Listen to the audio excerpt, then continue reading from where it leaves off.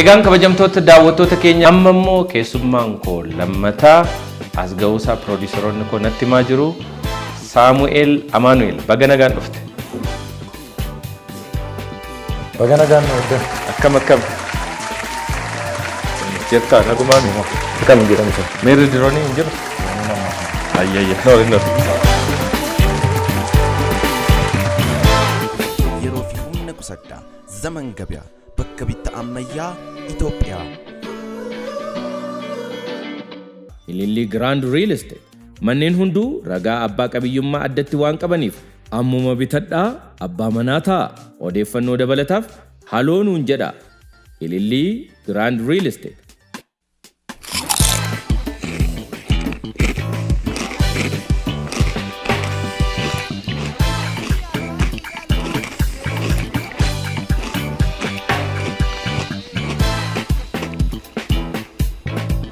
Irra deebiidhaan baga nagaan dhufte Saamu'eel Amaanu'eel. Baga nagaan dhufte. Cheers. Akkaan. Egaa Saamu'eel ati abbaa kalaqaati. Kalaqa kee garuu fiddee dhufne maaliif akkati fiddee dhufne hin beekne silas si gaafadheen ture. Abbaa dirooniiti. Meerri dirooniin kee Amaanu'eel as dhufuu hin danda'u? Dirooniin inni nufa garuu amma addana hin jiru. Eessa jira? Biyyee jira? Like addana jira Bishooftuu. Egaa kalaqa diroonii ati kalaqxe kun immoo viidiyoo fi suuraalee adda addaarraa ilaalaa turre baay'ee ajaa'ibsiisaadha. Waan nama ajaa'ibsiisu keessaa immoo kanan dhagee kalaqawwan kana meeshaadhuma naannoo isaa jiruuni waanuma kukkufee wayii kaaseetittiin hojjete malee waan addaa tokko hin qabu jedha. Meeshaa addatti baay'ee nama kofalchiisu amma yoo nuti dhageenye diroonii kana rafaa jiru fa'a maal fa'i? Diroonii kanaan irraa hojjedhe wantoota naannootti argaman fakkeenyaatii fi wantoota firiijii keessaa ba'an ishee adii caccabdu sanaan beektaa. Xiixxii isheen fayyadamee akkasuma immoo mootora dura abboonni keenya raadiyoo keessatti fayyadaman sana ishee keessaa baasuudhaan diroonii sanallee hojjedheera jechuudha. Egaa Saami nutis kan sagantaa keenya irratti akkasi affeerruu fi nu taasise suuraawwan kana badhaasawwan adda addaa fudhachaa turte bara kana. Badhaasawwan akkamii irratti hirmaatteetta? Badhaasa akkamiiti?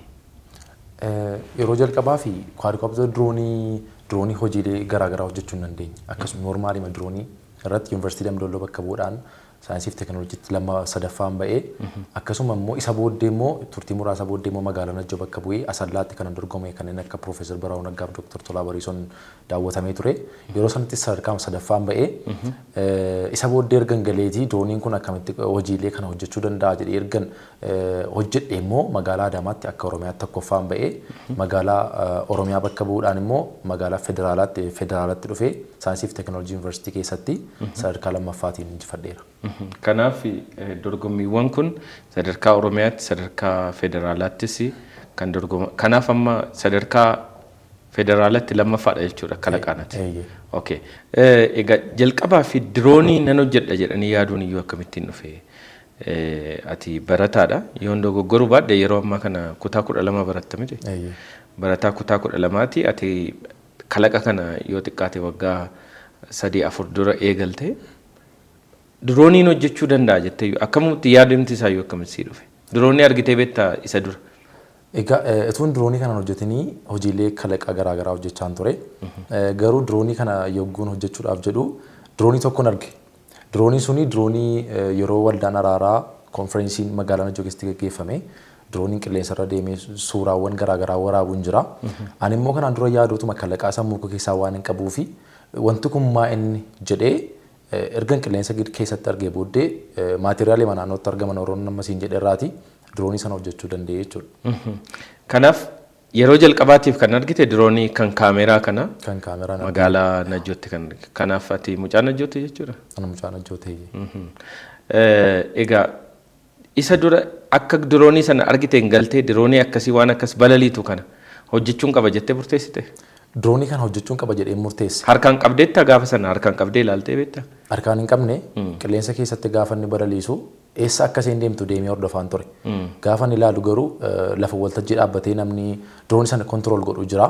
Yeroo sanatti xiqqoo waan tureef kutaa afur waan akkasiin baradhaa sodaadhe gaafan sodaadhu dhiisee bangalee isan galee immoo diizaayinii ishee qilleensa keessatti argeera waan ta'eef akkuma isheen jirtuttiin dhaqeema kaartoonii irraa hojjedhee kaa'e.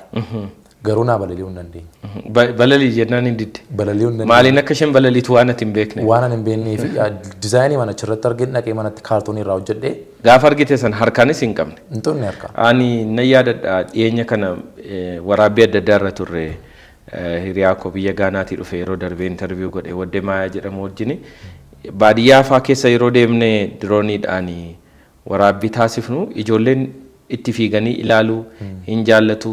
Maal jedha ture hin beeknu ijoollee kana keessa namni kalaqa kana uumuu danda'u yookiin namni waa gochuu danda'u harkaan qabanii haa ilaalanii itti agarsiisi jedha ture mucaa diroonii balaliisu sanaani harkaan qaqqabatanii haa ilaalanii daa'imman har'a baadiyyaa jiran harkaan qaqqabanii yoo ilaalan bor carraan isaan diroonii kana uumuu kan biraallee uumuu qabuu jedhee amana tureenna tarii yoo harkaan qabdeetta ta'e inspiraashiniin sun si keessa seeneera ta'e. Otoon qabiin immoo eega kana goote balali'uu gaafa inni didu maaltu sitti dhaga'ame? Isan galee manatti kaartoonii marraa hojjedhe gaafa inni balali'uu didu abdiin kutanne. Dirooniin kun balali'uu dide jedhee abdiin kutanne. Sababiin isaa kanaan dura kalaqoota garaagaraa hojjedhe. Maal fa'aa kalaqxee beekta diroonii dura? Diroonii dura maashinoota kanneen akka istoofii, maashinii shunkurtii, maashinii bunaa maatiin keenya hin binne. Ofii kootii kanaan hojjedhee itti fayyadamanii moodeloota kan ta'an immoo konkolaataa rimootiidhaan socho'uu danda'u, iskaavaatirii, siinootiraakii akkasuma mana abbaa darbii tokko ta'e rimootiidhaan deemuu danda'u, ibsaan isaa rimootiidhaan banamee cufamuu danda'u, reebootii meeshaalee nama gaggeessu kana kutaa 7 gaditti kanaan hojjedheedha. Isaan sun jechuudha. Garuu diroonii hojjechuun fedhii koo haa ta'uyyuu ergan argee booddee fedhii kan waa kalaquu waan hin qabuu fi ergan diroonii sana kaartoonii irraa hojjedhee balali'uu dide jedhee abdiin kutanne. Yeroon sana kana dura wantoota garaagaraa hojjechaa ture gaafa inni feelna jalaa godha abdiin kutanne waan ta'eef. Isa booda yeroo muraasa booda namni diroonii hojjete wayii yuunivarsiitii Damdoorroraati Barsiisaan Amaanuel Baalchaa gaafa inni interviyuu godhu nan dhaga'e biyya keenya keessatti wanni kun hojjetameera lakkaa jedhee yaaduuttan ka'e bilbila isaa iyyaafachuudhaan deemeellee waan poostii ta'e diroonii sana ilaaluudhaani dirooniin hojjedhu immoo kanarraati maaltu adda gochuu danda'a jedhee erga yaadeeti diroonii sana hojjechuu danda'e jechuudha. Kanaaf otoo waan kana hundumaatti hin seeniin dura kalaqoota kanaan dura hojjechaa turte qabde turte. Kalaqa sanoo akkamittiin akka daa'imman kaanii kubbaa taphachuu yookiin waan biraatti hojii kee yeroo kee dabarsuu dhiiftee waa kakkalaquun qabaa jettee waan kana tuttuqu maaltu na keessatti uume jettee yaadda? Waggaa meeqatti immoo jalqabde? Kanan waa hojjechuu jalqabe bara kutaa 3 baradhuudha. Egaa hin dhalannaa gaafa daa'imnu dhoqqee garaagaraati kan walitti qabnu mitiire. Isumarraa ka'uudhaan dhoqqee garaagaraa ergan qaqqabuutti kee akkuma beekumsi koo akkuma umuriin koo dabalaa deemu beekumsi koos xiqqoo dabalaa dhufe. Kaartoonii irraati ergan jalqaba waan hundumaa hojjedhee booddeedha kanan sadarkaa kanarras ga'uu danda'e jechuudha. Garuu kan hojii sana hojjechuu jalqabe bara kutaa 3tii kaaseeti jechuudha. Kutaa 3tii haga 7tti kalaqootuma baay'ee gaggaarii ta'an hojjechaan dhufe agani hojjedhee ofii kooti maallaqa argachuutti illee jechuudha. Sana booddeedha kanan gara teekinooloojii ammayyaa kanatti dhufe isan diroonii sana argee immoo diroonii sanallee hojjechuu man qaba jedhee nan hojjedhe. Egaa yeroo kana gootu daa'imaati qo'achuun jira maatiin immoo waan kalaqa akkasii kana understanding godhanii yookiin si hubachuu hin danda'anii bara qo'adhu siin jechuudha. Chaalenjiin addaa maatii keerraa si mudachaa ture jira. Nayyaadha dhagaaf tokko gaafa reediyoo keessaati dinaamo babaasee waan biskiliitii ijoollee lafarra ooftu hojjedheefaa akkanan gurguradhu ijoolleen mana keenya dhufaa turan. Ijoolleen gaafa mana keenya dhufanii baay'atanii dhufu.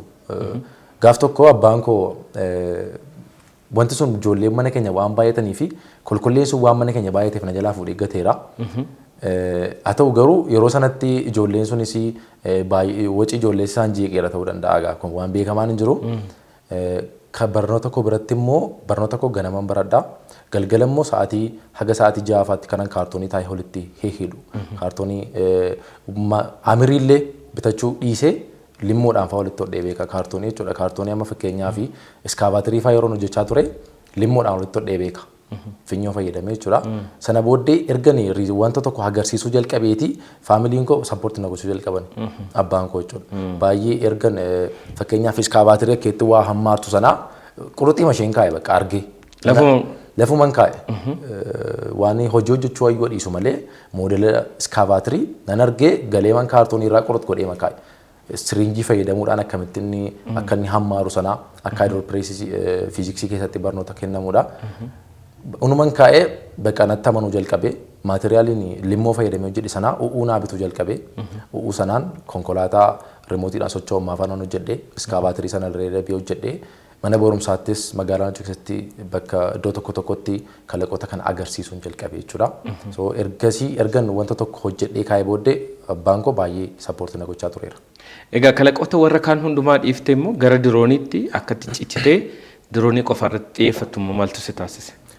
Akkan diroonii qofa irratti xiyyeeffadhu kan na taasise biyyi keenya diroonota kan isheen galchitu biyya alaaraatii doolaara baasteeti jechuudha. Ani immoo diroonii kana ergan balaleessee diroonii kanaan maal fayyadamuu dandeenya isa jedhu yaaduuttan ka'e maatiin kiyya maatii qotee bulaati baadiyyaa gaafa deemu akaakaan koofaa qonna keetti kan isaan fayyadamanii leetira 25 aga 30 kan ta'u qonna irratti baatanitti kan isaan farra haramaa dugda irratti baatanii kan isaan qoricha sana biifan jechuudha. Sana qofaatu hin taane yeroo buna irratti qoricha biifanii kan inni akka peesaaidii fa'aa yeroo biifanii ol jedhaniiti hiixataniiti kan isaan qonna irratti biifan jechuudha buna irratti. Yeroo sana qorichi sun ija isaaniitti nammee dhukkuba garaagaraatiif isaan saaxila jechuudha. So sana arguudhaanii diroonii kana ergan hojjedhee booddee diroonii kana akkamitti qonna keetti farra haramaa biifuu danda'ee uummata keenya tajaajiluu danda'an jedhee akkuma beekamu biyyi keenya immoo persentii 93 kan ta'u qonna irratti kan isheen xiyyeeffattee hojjechaa jirtu. So diroonii kana ergan hojjedhee akka inni qonna keetti farra haramaa biifu godhee jechuudha. Kanaaf xiyyeeffannaan kee guddaan diroonii haa ta'uyyuu malee diroonii keessaa immoo qonna kanarratti farra haramaa fa'aa biifuu akka danda'u waa'ee hojii qonnaa uummata keenyaa kana akka gargaaru yaada keessa galchiteeti jechuudha kanatu hojjechaa jirtu. Amma dirooniin keessuun sadarkaa maaliirra gahee jira? Diroonii akkamiirra geesseetta gaa? Kan kaartoonirra yaalte sana malee eegasii diroonii biraas akkati hojjettee mana keessatti maatii wajjin wal lolte dhageera waan ta'eef. Diroonii kaartoonirraa hojjedhee isheen ergan hin balaleene booddee diroonii lammataa tiraadkoopter kan jedhamu maateriyaaliin naannoomatti argaman irraa fayyadamuudhaani gaafa yaaliidhaaf mana keessatti balaliisu koorneesii dha'ee na jalaa rakkise. Olumoo utaaltee koorneesii dhoofte? Eluma dha'ee koorneesii gaafa inni dha'u yoo bade isa badu jedhee ofitti amanee man ala baase gaafa na laba'u diroonii sun rimoot kontoolii waan hin qabneef balali'ee bade. Hin bade? Inni jalqabaa suni inni hin bade. Egaa diroonii kun baduun carraa milkaa'inaatiin jedhee isa booda diroonii fiiksir ta'e diroonii kontoolii ta'uu danda'u. Yoo barbaanne auto pilot goonee laaptooppii keenyaan ofii keenyaan ammatti fakkeenyaaf as teessee diroonii sana mana keetti arguu dandeessa auto pilot gootee jechuudha. Yoo barbaadde immoo remote control fayyadamtee remotiidhaan kan control gochuu dandeessu hojjedheera isa booddee. Amma sadarkaan irra jiru dirooniin kan koo diroonii tokko qofaa ta'ee multiple purpose hojiilee 5 hojjechuu kan danda'u garuu qonna irratti kan xiyyeeffatudha. Maal fa'aa hojjeta qonna amma haramaa biifuu kan jetteen alatti diroononni ati hojjette dirooniin kan kenne guddaan amma maal fa'aa hojjeta? Dirooniin kan koo qonna irratti farra haramaa biifuun alatti tokko suuraawwan yookaas viidiyoo qulqullina qabu waraabuu danda'a. Lammataa immoo keessummoonni gaafa dhufan yookaas immoo barattoonni gaafa barnoota isaanii irratti eebbifamanii waraqaa garaagaraa firfirsuu danda'a. Akkasuma meeshaa mana namaatti geessuu danda'a.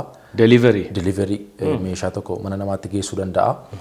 Akkasuma immoo viidiyoo waraabuu danda'a siin jedheera. So sana gochuu kan danda'udha. Gara fuulduraatti immoo dirooniin kun caalaatti akka qonna keetti farra haramaa biifuu fi abidda garaagaraa dhaamsullee nan godha jechuudha. Egaa diroonota kee tokko tokko ilaalaa turre warri meeshaa mana namaatti geessu yookiin deliverii jedhu biyya Chaayinaatti anis viidiyoo kana ilaalaan ture. Viidiyoo kanarratti warri mana nyaataa qaban maal namni nyaata isaa asuma taa'ee ajajata. San booddee mana abbaa belutti geessu naman rakkisuun hin jiru tajaajila geejjiba biraan fayyadamtu achuma irratti ta'e mana namichichaatti himte achi dhaqee buusa. Biyya Chaayinaatti baay'ee beekamaa ta'aa jira beekamaa jira namoonni hedduun fayyadamu. Waan akkasii kana in hojjeta jechuudhaan kee kunis? Kan koo kun in hojjeta. Meeshaa tokko fakkeenyaaf atumti as teessee gaafa manaati nyaata fidachuu barbaaddu diroonii kana ergitee ofiisaatii dirooniin kun deemee nyaata sana sii fiduu kan danda'udha. Egaa diroonota addunyaa kanarratti hojjetaman baay'eetu jiru. Diroonii addunyaan biraa hojjette yookiin teknooloojiin biraatiin hojjetame amma carraa argachuus carraa arguus carraa tuttuqanii ilaaluu akkamitti akka hojjetu ilaaluus in argita. Dirooniin baay'ee si ajaa'ibsiise diroonii kami? Diroonii haga ammaatti baay'ee na ajaa'ibsiisee diroonii diliverii ammaati. Sababiin isaa siisteema mataa isaatii qabaa. Namni tokko biyya Chaayinaatti akkuma ta'e dirooniin diliverii meeshaa namaa keessa hojjetamee jira. Dheengaddanis ilaalaan ture. Namni tokko gaafa diroonii kana ajajatu qonna keessatti gaafa inni diroonii kana akka inni dhaqee nyaata sana hoteela garaa garaatti fiduu fi siisteema kennametu jira. Siisteema sana irraatti kana nyaata sana guutummaa isaa ajajattu jechuudha. Isa booda dirooniin sun gaafa inni diroonii sana nyaata sana fidee qilleensa irraa sii kennuu kan danda'udha. Inni sun baay'ee na dinqeerana. Egaa biyya alaatti akkuma sila siin jedhee dirooniin keessumaa kan viidiyoo faa waraabuu kan footoo kaasuu DJI kan jedhaman baay'ee populaariidha, baay'ee beekamoodha. Baay'ee hanga kiiloomeetira 20tti deemanii wantoota naannoo sana jiru hundumaa waraabanii deebi'uu danda'u. Isaan warri dirooniin warri amma siin jedhu kuni achuma irratti kaameraan hidhamee yookiin kaameraan siistemni kaameraa suuraa kaasuu viidiyoo waraabuu achuma irra jira. Diroonichuma wajjin walitti jiru jechuudha. Inni hankee kun akkuma akka warra DJI kanatti suuraa faa maal faa kaasuuf akkas godhu immoo kaameraadhuma fiizikalii kana itti hidhanii gadhiisu. Kan isaanii irraa wanti adda godhu tokko kan isaanii fakkeenyaaf dirooniin biyya alaarraa galu kan kaameraa gaafa dhufu kaameraa qofaadha kan inni qabatee dhufu. Kan koo garuu namni tokko gaafa mana istuudiyoo keessatti kaameraa fayyadamu kaameraatti godhee kan inni kaameraa fayyadamuu danda'u. Yoo qonna keetti ta'e immoo kan kaameraa sanatti fuudhee qonna keetti akka inni faraaramaa biifu gochuu danda'a. Yoo hospitaala garaa garaa keessatti dhiiga garaa garaa yookaas akka amma jenne diliveerii gochuu barbaade immoo meeshaa isa kan qonnaa sanatti fuudhee isa sanatti fayyadamuu danda'a jechuudha. Sana qofaa otoo hin taane yuunivarsiitii garaa garaa keessatti baga nagaan dhuftaniif keessumoo barattootaan baga gammaddan yoo barbaanne immoo waraqaa kaartoonii fayyadamuudhaan akka inni servoo fayyadamee servoo sana qilleensa gidduutti gadhiisna waraqaa garaa garaa firfirsee ijoolleedhaan baga gammaddan kan jechuu danda'udha. So inni biyya halaarraa dhufu suni akkuma nama siin jedhee wanna tokko qofaadha kan Multi-purpose miti. Multi-purpose Waan hundumaaf nuun ta'u. Waan hundumaaf uumuu hin danda'u. Yoo amma fakkeenyaaf diroonii kaameraa barbaaddatee kan qonnaa siin barbaaddatee diroonii nama kan inni si barbaachisu. Kan koo garuu diroonii tokko yoo bitattee hojiilee 5 ofii keetii yoo fayyadamuu dhiiste dabarsitee illee kireessuu kan dandeessudha jechuudha. Dirooniin kee ammaa kuni hammam balali'uu danda'a? Haga kiiloomeetira 2 balali'uu danda'a. Haga kiiloomeetira 2. Yeroo yaalii balalii taasiftutti yeroo baay'ee feel gochuudha yookiin kufuun caccabuun waan akkasiin si mudata. Wanni ati baay'ee hin dagannee fi kan baay'ee tarii boossefaa yoo jiraate maaliif akkas na jalaa ta'eefaa jettee yaaliin si jalaa fashalaa'e akkamittiin dandamattee waan sana? Al tokko yaaliin qilleensa gidduutti diroonii balaliistu kan si jalaa feel godhu baatirii keedha. Amma fakkeenyaaf kan koo vooltii 11dha. Baay'ee naan balaliisu. Inni sun rakkina natti ta'ee jira ammayyuu jechuudha. Yeroo baay'ee ani maateriyaaliin fayyadamu maateriyaalii akkuma nama siin jedhe wantoota sasalphoodha. Garuu daqiiqaa 3 haga 5tti kan inni naa balaliisuu danda'u. Yeroo sanatti qilleensa gidduutti hojiilee waan tokkotiin hojjechaa jirtu qilleensa gidduu yoo jiru baatiriin keessa jalaa dhume feel ta'uu danda'a. Yeroo tokko feel na jalaa ta'ee propelleer na jalaa cabsee ture. Yeroo akkasii hanqina waan kun jira. Egaa diroonottumti kanumti warri kaameraa waraaban kun mataan isaanii rakkoon isaanii guddaan baatiriidha. Baatiriin yeroo dheeraa hin turu. Inuma haalli qilleensaas immoo baatiriin isaanii turuuf dhiisuu irratti baay'ee murteessa. Isaaniyyuu baatirii kan biraa baakaappii hedduu qabatanii dirooniin tokko yoo xiqqaate baatirii 3-4 yoo jidhiin gurguramaadha kan inni hojjetu. Baatirii akkas daddabaluu kana fa'aa waan irratti hojjette qabda baatirii daddabalataa qabaachaa dirooniin sun yeroo dheeraa akka balali'u gochuudhaaf. Sana gochuudhaaf baatirii tokko gatiin ishee minyaadha. Baatiriin fayyadamuu fi baatirii diroononni kan fayyadaman tokko miti. Inni kan dirooniin tokko ishee baatirii 3 nyaatti natti fakkaata. Kan koo garuu baatirii tokko kan isheen qabachuu dandeessu. Vooltiin ishee immoo vooltii xiqqoo vooltiin 11 immoo birriin ishee naannoo birrii 25ti. Baatirii tokko qofaa jechuudha. Ani immoo ammatti gara kalaqoota garaa garaa waan hojjechaa jiruu fi diroonii kana irratti kalaqoota kan biraa waan hin qabuuf diroonii kana guddisuudhaaf kaayyoo isaa baay'ee guddaan qaba. Garuu kan ammatti baay'ee hanqina natti ta'ee jiru baatiriidha. Amma dirooniin kun kwaadikoopteriidha. Ganaa eksaakopteriin jira, oktaakopteriin jira. Eksaakopter abbaa motora 6, oktaakopteriin immoo abbaa motora 8ti. Gaafa sana guddisnee qonna keetti akka inni faraaramaa biifuuf leetira 25 haga 30 baachuu danda'u gaafa goonu hanqinni baatira kanaa nu afataa jechuudha. Egaa diroonii hojjechuu qofa miti. Dirooniin kun immoo kan ittiin deemu soofteerii mataa isaa immoo barbaachisa. koodingiin hojjetta koodi gootee sooftiweera dabalataa hojjetteettaaf moo akkamittiin dirooniin kee fi rimootiin kee wal simee balali'aa jira. Remootiidhaaf resiiverii walitti konneekti gochuudhaaf siitingii mataa isaatii qaba. Sooftiweerii erga hojjennee booddee daataa laannaa fi resiiverii fi sooftiweerii resiiveriif APM flight control sun ol duukaadha kan inni bitamu. Isaan booddee APM flight control kan jedhu sammuu diroonii sanaati. Dirooniin sun akkamitti ol ka'aa, akkamitti qonna keetti faraaramaa biifuu danda'a, akkamitti diliveerii geessuu danda'a, akkamitti waraqa garaagaraa firfirsuu danda'a. Isa jennee erga yaadne booddee daataa laannaaf jechuudha. Sooftiweerii erga hojjennee sooftiweerii karaa sooftiweerii sanaa APM flight control kan jennu sanaa fi daataa laannaa fi siisteema mataa keenyaatiin fayyadamnee daataa laachuudhaan akka inni hojii sana garaagaraa hojjetu sana gochuu kan dandeenyudha. Egaa siisteema kana uummattee egaa diroonicha uumte amma Saamu'eel diroonii kana oomishuun illee haafu baay'inaan bal'inaan oomishuun sitti ulfaachuu danda'a garuu yoo xiqqaate kalaqa amma harka keerra jiru kana fooyyessitee jabeessitee fuulduratti bakka guddaadhaan ga'uudhaa fi rakkoon kee guddaan maali? Kalaqa diroonii kana fooyyessee yookaas kalaqoota jiran gara fuulduraatti gara gabaatti baasuudhaaf rakkoon kun guddaan maallaqa deeggarsa dhabuudha. Deeggarsa gaafa jennu immoo maallaqa qofaa miti. Yaadaan illee nama sappoortii gochuun jira, nama deeggaruun jira. Garuu hojii kee kana gara bizineesitti gashitee gabaarra oolchuudhaaf kan baay'ee si barbaachisu deeggarsa maallaqaati jechuudha. Maallaqa biratti maateriyaaliin garaagaraa jira. Maateriyaalii walqatu immoo yoo maallaqa jiraate kan maateriyaalii argachuu dandeessu. Gara gabaatti ce'uudhaaf yookaas immoo gara diroonota ittaananii kanneen akka heeksaakooppiterii, oktaakoopiterii hojjechuudhaaf hanqina deeggarsa qaba jechuudha. Kanaaf egaa daawwattoonni Gammadaa Shows biyya alaaf biyya keessa kan jirtan Saamu'eeliin yoo deeggartan yookiin yoo cinaa dhaabbattan yaadaan teknooloojiiwwan addunyaarra jiran hedduusa akka inni dhaqee visit godhee ilaalee deebi'uyyuu gochuudhaan waan baay'eedhaan gargaaruu dandeessu. Warshaalee diroonii naannoo keessan jiran magaalaa keessan biyya san jiraattan keessa jiran akka inni dhaqee daawwatee deebi'u yoo gootan tikeetiidhuma xayyaaraa yoo kaffaltanii chaayinaatti ergitanii dhaqee yoo ilaalee deebi'ee hojii isaa jireenya isaa qofatu hin ta'in waan biyya kanaa qonna biyya kanaa waan baay'ee jiruu danda'a jedheen amana. Saamu'eel inni biraan ijoolleen baay'een dargaggoonni baay'een yeroo ammaa kana miidiyaa hawaasaa irratti yeroon isaanii guddaa kan dabarsan miidiyaa hawaasaa irratti dhimmoota faayidaa hin qabne adda addaa irratti. Ati garuu daa'ima taatee umriin kee meeqa? 19. Umrii 19tti diroonii kana fakkaatu kalaqxee dargaggoota hedduudhaaf daa'imman hedduu si duuba jiran barnootarra jiran hedduudhaa fi fakkeenya taatee deemaa jirta.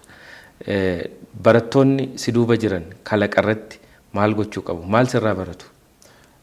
Egaa waan ani barattoota hojii kalaqaa hojjetaniif dhaamuu barbaadu dhaamsa xiqqoo yoo jiraate abdii kutachuun qaban jedha. Sababiin isaa dhugaatti namni hojii kalaqaa hojjetu wanti abdii isa kutachiisu baay'ee jira. Meeshaa dhabuun abdii isa kutachiisaa, deeggarsa dhabuun wanti baay'een jiraachuu danda'a. Garuu wantoota maateriyaalii keenya naannootti argaman irraatii fayyadamnee wantoota garaagaraa hojjechuu kan dandeenyudha. Wanta dhaamuuf barbaadu abdii kutachuutu hin taane akka abdiin kutannee abdii kutachuudha bakka isaan kan isaan qabanii jabaatanii hojjechuu akka qaban dhaamsa kun dabarsuuf barbaada. Addunyaa kana irratti namoota kalaqaa gurguddootu jiru. Eenyu fa'aa beekta? Eenyuun dinqisiifatta? Agaa ammaatti abbootii kalaqaa kana sirriitti beeku Iseddiniif barsiisaa Amanolii qofaadha. Namni baay'ee dinqisiifadhus namni baay'eetti siqeenyaan beekus barsiisaa Amanolii waan ta'eef baay'ee dinqisiifadhas.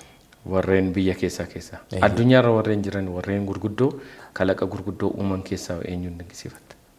Namni diroonii hojjete yeroo jalqabaaf akkan ilaaleetti namicha biyya Turkii Bayraktar jedhamudha. Bayraktariin baay'ee dinqisiifadha. Bayraktar yeroo ammaa kana diroonii waraanaa guddaa biyya Turkiitis isaantu oomishaa jira. Baay'ee beekamoodha. Kalaqoota kee kana gaa fuulduratti immoo dorgommiiwwan idil addunyaa garaagaraas dhufuu danda'u. Isa kanaafuu hammam of qopheessaa jirta? Hammam irratti hojjechaa jirta? Dirooniin kee akkuma warri biyya alaa godhan guyyaa guyyaa abdeetii barbaada miti? Waan tottolchuu akka inni reenjiin ni balali'u fakkeenyaaf kiiloomeetira 2 taanaan 12 gochuu, 30 gochuu, 40 gochuu yoo danda'ama ta'e hin beeku.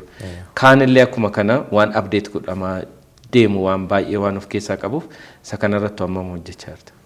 Dirooniin amma kan koo fakkeenyaaf remoot kontiroolii mataa isaatiin kan balali'uu danda'udha. Amma immoo qotee bulaan tokko qonna keetti yeroo diroonii kana fayyadamu akkamitti manuma isaa taa'ee diroonii kana ergee qonna irratti faraaramaa biifuu danda'a isa jedhu irratti hojjechaa jira. Rimootii otoo hin fayyadamin bilbila of harkaa qabu yookaas immoo laaptooppii yoo jiraate laaptooppii of harkaa qabuuni ofii isaatiin mana isaa taa'ee seensarii mataa isaatii waan qabuuf muka gaafa argu mukarraa goree kan deemu dirooniin kuni. So amma qonna keessa ga'utti dirooniin kun mana isaa taa'ee yoo magaalaa jiraate diroonii kana baadiyyaatti ergee qonna keetti akkamitti faraaramaa biifuu danda'utti xiyyeeffadhee hojjechaa jira.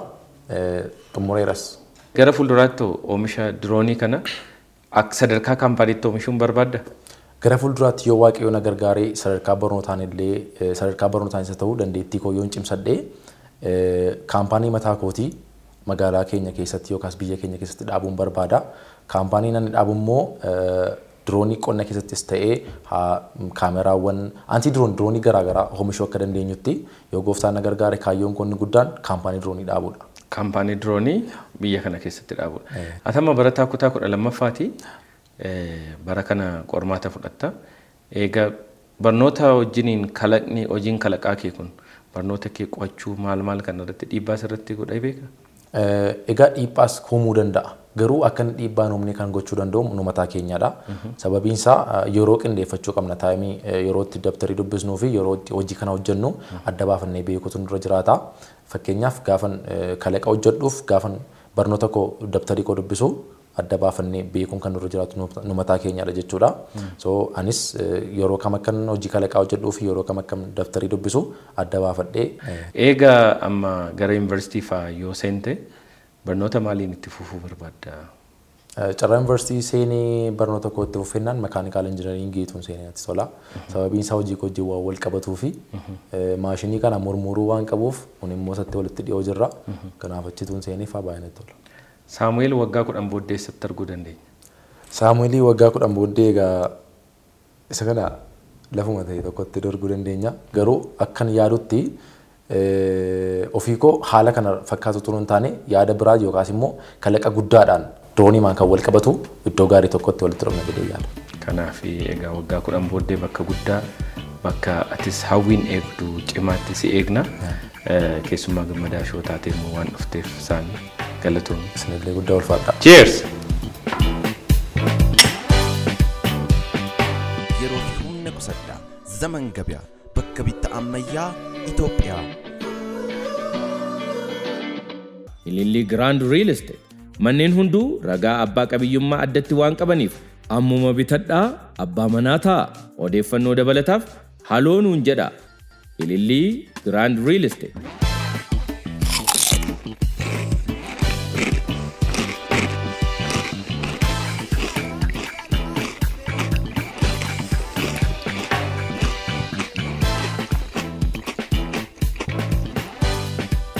Egaan kabajamtoota daawwattoota keenya turtiin baay'ee bareedaa akkasumas barsiisaa ta'e Saamu'eel Amaanu'eel waliin kan guyyaa har'aa taasifne kana fakkaatu ture. Keessumoo tokko lamaan irraa waan hedduu barattanii waan hedduu dhageessanii dargaggootii fi akkasumas immoo daa'imman mana barnootaa jirtan immoo waa'ee diroonii kan dhage barsiisaa Amaanu'eel jedhamu irraa ta'uu nutti hime gama interviewtiin yookiin akkuma kana bakka wayiitti miidiyaa irratti otoo inni dubbatu akkuma ni dhagee guyyaa har'aas immoo barattoonni hedduun Saamu'eel irraa waan hedduu dhageessanii akka jajjabaatanii fi kaka'umsa akka godhatan isinis bor kalaqxoota taatanii biyya keenyaaf addunyaa kanaaf waa gumaachuu akka dandeessan shakkii tokkollee hin qabnu. Hanga xumura qophii keenyaatti nu waliin waan turtaniif gammadaa shoo gammaddanii daawwachaa waan jirtaniif ammoo ulfaadhaa galatoomaa isiniin jechuun barbaada.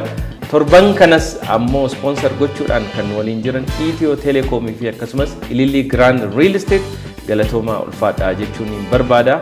Torban kana sagantaa kana immoo akka kanatti qindeessanii isin biraan gahaa kan jiran Daayireektara qophii keenya Antikoo Isaayyaas akkasumas kaameraadhaan ammoo Abdii Jireenyaa fi Waaqjiraa Damaraa hunduma isaaniitiin galatoomaa ulfaadhaa jechuun barbaada. Torban keessummaa biraa qabadhee isiniif dhiyaachuudhaaf waadaa isiniif seena hanga torbanitti nama torbanii nu haa taasisu.